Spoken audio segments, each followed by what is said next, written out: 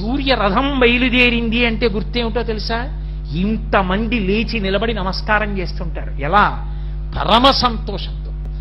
అనూరుడు ఆ రథాన్ని బయలుదేరదీస్తుంటే సూర్యభగవానుడు కర్మఫల ప్రదాతయ్యి లోకమంతటి చేత కూడా ధర్మానుష్ఠానం చేయిస్తూ మహానుభావుడు బయలుదేరుతాడు.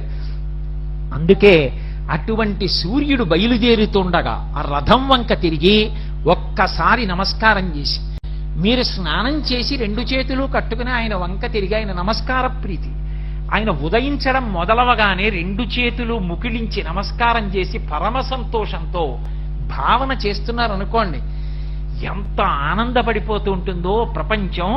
ఆ మందేహులు ఎలా పడిపోతున్నారో, రథం బయలుదేరడం, అనూరుడు ఆ వైభవం, అన్ని దిక్కుల వాళ్ళు నిలబడడం, మండలాకారంగా రథం తిరగడం, ఇదంతా ఒక్కసారి భావన చేస్తే చాలట.